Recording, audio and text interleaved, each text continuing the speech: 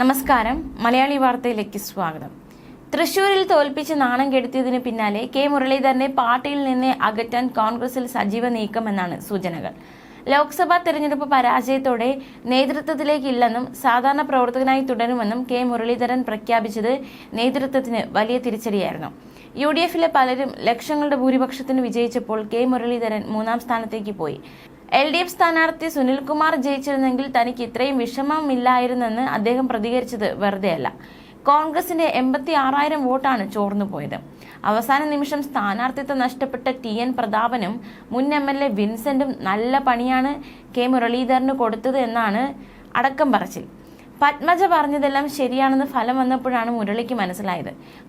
ഫലം വന്നതിന് പിന്നാലെ കോഴിക്കോട്ടേക്ക് മടങ്ങിയ മുരളി ആരെയും കാണാൻ കൂട്ടാക്കിയില്ല. KPCC പ്രസിഡന്റ് K സുധാകരൻ അദ്ദേഹത്തെ അനുനയിപ്പിക്കാൻ നോക്കിയെങ്കിലും വഴങ്ങിയില്ല. തന്റെ പേരിൽ കോൺഗ്രസിൽ ആരും ചെളിവാരി എറിയരുതെന്ന് അപേക്ഷിക്കുകയാണുണ്ടായത്. പ്രതിപക്ഷ നേതാവ് VD സതീശൻ തൃശൂരിലെ തോൽവിയെ സാമാന്യവൽക്കരിക്കുകയാണ് ചെയ്തത്. മുരളിയെ നേരിൽ കാണാൻ പോലും ആദ്യം തയ്യാറായില്ല. കഴിഞ്ഞ ദിവസം കോഴിക്കോട്ടെ വീട്ടിലെത്തിയെങ്കിലും അതിനു മുമ്പ് മുരളി ഡൽഹിക്ക് പറന്നിരുന്നു. മുരളീധരനെ KPCC അധ്യക്ഷനാക്കാനുള്ള നീക്കം K സുധാകരൻ പ്രകടിപ്പിച്ചിരുന്നു. പ്രവർത്തകരിൽ ഭൂരിപക്ഷത്തിനും അതിനോട് യോജിപ്പാണ്. ഇത് പലരെയും അങ്കലാപ്പിലാക്കിയിരുന്നു. അങ്ങനെ ഇരിക്കുമ്പോഴാണ് അവർക്കൊക്കെ ആശ്വാസമായി ഡൽഹിയിൽ നിന്നൊരു വാർത്ത വരുന്നത്. BJP നേതാവ് ജോർജ് കുര്യനെ കേന്ദ്രമന്ത്രിയാക്കുന്നുവെന്ന്.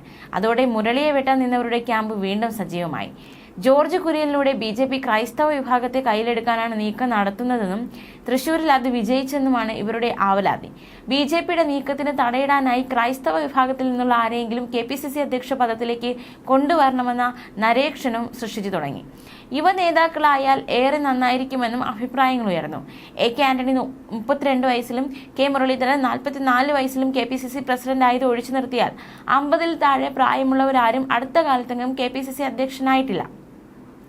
PP തങ്കച്ചിന് ശേഷം ക്രിസ്ത്യൻ വിഭാഗത്തിൽ നിന്ന് ഒരാളെയും ഈ സ്ഥാനത്തേക്ക് നിയമിച്ചിട്ടുമില്ല. ഈ രണ്ട് കാര്യങ്ങളും പരിഗണിച്ചാണ് തീർത്തും അപ്രതീക്ഷിതമായൊരു നീക്കത്തിന് ഹൈക്കമാൻഡ് തയ്യാറെടുക്കുന്നതെന്ന് അറിയുന്നു. മുരളിയെ പാലക്കാട് ലെജിസ്ലേറ്റീവ് അസംബ്ലി മണ്ഡലത്തിലെ ഉപതെരഞ്ഞെടുപ്പിൽ മത്സരിപ്പിച്ചേക്കും. തെലങ്കാനയിൽ രേവന്ത് റെഡ്ഡിയെ PCC അധ്യക്ഷനാക്കിയ പരീക്ഷണം വലിയ വിജയമായിരുന്നു. യുവാക്കൾക്കിടയിൽ സ്വാധീനമുണ്ടാക്കാൻ കഴിയുകയും പിന്നീട് ഭരണത്തിലെത്തുകയും ചെയ്തു. ഇതെല്ലാം കണക്കിലെടുത്താണ് രാഹുൽ ഗാന്ധി മുൻകൈയെടുത്ത് ഈ നീക്കം നടത്തുന്നത്. ഉമ്മൻചാണ്ടിക്ക് ശേഷം ജനകീയനായ ക്രൈസ്തവ നേതാക്കൾ കോൺഗ്രസിലില്ല എന്ന് സഭാവിഭാഗങ്ങളിൽ സജീവ ചർച്ചയുമാണ്. ഇക്കഴിഞ്ഞ ലോക്സഭാ തെരഞ്ഞെടുപ്പിൽ സംസ്ഥാനത്തെ ക്രൈസ്തവ വോട്ടുകളുടെ ഏകീകരണം വലിയ തോതിൽ കോൺഗ്രസിന് അനുകൂലമായി ഉണ്ടായിരുന്നു. അതുകൊണ്ട് അവരെ കൂടുതൽ ചേർത്ത് നിർത്താനാണ് നീക്കം. 2 ലെജിസ്ലേറ്റീവ് അസംബ്ലി മണ്ഡലങ്ങളിലേക്കും ലോക്സഭയിലേക്ക് നടക്കാനിരിക്കുന്ന ഉപതെരഞ്ഞെടുപ്പുകൾക്ക് പിന്നാലെയാകും പുനഃസംഘടന നടക്കുക. AICC സെക്രട്ടറിയായ റോജി M. ജോണിനാണ് ഏറെ സാധ്യത. കർണാടക ലെജിസ്ലേറ്റീവ് അസംബ്ലി തെരഞ്ഞെടുപ്പിന്റെ ചുമതലയുണ്ടായിരുന്ന റോജിയുടെ പ്രവർത്തനങ്ങളിൽ DK ശിവകുമാർ അടക്കം നേതാക്കൾ വലിയ മതിപ്പ് പ്രകടിപ്പിച്ചിരുന്നു. NSU പ്രസിഡന്റ് എന്ന നിലയിലും റോജിയുടെ പ്രവർത്തനം രാഹുലിന് നേരിട്ടറിയാം. സീറോ മലബാർ സഭയിൽപ്പെട്ട റോജി എല്ലാ സഭകളുമായി നല്ല അടുപ്പം പുലർത്തുന്നുണ്ട്. ഇതും ഗുണകരമാകും. പ്രതിപക്ഷ നേതാവ് VD സതീശന്റെ പിന്തുണയും റോജിക്കുണ്ട്. 42-കാരനായ റോജിയെ പാർട്ടി ചുമതല ഏൽപ്പിച്ചാൽ യുവജനങ്ങളെ ആകർഷിക്കാൻ കഴിയുമെന്നും ഹൈക്കമാൻഡ് വിലയിരുത്തുന്നുണ്ട്. അടുത്തിടെ MM ഹസൻ 2 തവണകളായി KPCC അധ്യക്ഷനായിരുന്നു. അപ്പോഴും ക്രൈസ്തവരെ ആരും ആ കസേരയിലേക്ക് അടുപ്പിച്ചില്ല. ഉത്തർപ്രദേശ്, തെലങ്കാന, മഹാരാഷ്ട്ര എന്നിവിടങ്ങളിലെ PCC പ്രസിഡന്റുമാരെല്ലാം 55 വയസ്സിൽ താഴെയുള്ളവരാണ്.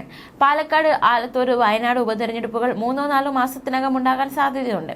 വരാനിരിക്കുന്ന പഞ്ചായത്ത്, ലെജിസ്ലേറ്റീവ് അസംബ്ലി തിരഞ്ഞെടുപ്പുകളിൽ പരമാവധി സീറ്റുകൾ നേടാൻ പാകത്തിൽ പാർട്ടിയെ സജീവമാക്കാനുള്ള തന്ത്രത്തിനോടനുബന്ധിച്ചാണ് പുനഃസംഘടന ആലോചിക്കുന്നത്. താരതമ്യേന ചെറുപ്പക്കാരായ നേതാക്കളെ പാർട്ടിയുടെ ചുമതല ഏൽപ്പിച്ച സംസ്ഥാനങ്ങളിലെല്ലാം അടുത്തയിടെ കോൺഗ്രസിന് മികച്ച നേട്ടം കൊയ്യാൻ കഴിഞ്ഞിട്ടുണ്ട്. കണ്ണൂരിൽ കണ്ണഞ്ചിപ്പിക്കുന്ന വിജയം നേടിയ K സുധാകരനെ മാന്യമായി മാത്രമേ സ്ഥാനത്ത് നിന്ന് നിൽക്കാവൂ എന്ന നിർബന്ധവും ഹൈക്കമാൻഡിനുണ്ട്. അദ്ദേഹത്തിന് ദേശീയ തലത്തിൽ പുതിയ പദവി നൽകിയേക്കും. മിക്കവാറും ലെജിസ്ലേറ്റീവ് അസംബ്ലി തിരഞ്ഞെടുപ്പ് നടക്കാനിടയുള്ള സംസ്ഥാനങ്ങളുടെ ചുമതല നൽകാനും സാധ്യതയുണ്ട്. എന്നാൽ K മുരളീധരന്റെ അനുയായികൾ അദ്ദേഹത്തിനായി കളത്തിലിറങ്ങിക്കഴിഞ്ഞു. സംസ്ഥാനത്തുടനീളം KM-ന് വേണ്ടി അവർ പോസ്റ്ററുകൾ ഒട്ടിക്കുകയാണ്. ശക്തമായ നേതൃത്വമില്ലാത്തതാണ് കോൺഗ്രസ് നേരിടുന്ന വലിയ വെല്ലുവിളി. അതോടൊപ്പം കൂട്ടായ പ്രവർത്തനവുമില്ല. K സുധാകരനും VD സതീശനും മോശം പ്രകടനമാണ് നടത്തിയതെന്ന് മാത്രമല്ല, തമ്മിലടിക്കാൻ ഇവരെ കഴിഞ്ഞേ മറ്റാരുമുള്ളൂ. പിണറായി വിജയനോടുള്ള ശക്തമായ എതിർപ്പ് കൊണ്ടാണ് ജനം UDF-ന് വോട്ട് ചെയ്തത്, അല്ലാതെ കോൺഗ്രസിനോടുള്ള സ്നേഹം കൊണ്ടല്ല. അതായത് നെഗറ്റീവ് വോട്ടാണ് കിട്ടിയതെന്നാണ് രാഷ്ട്രീയ നിരീക്ഷകരുടെ വിലയിരുത്തൽ.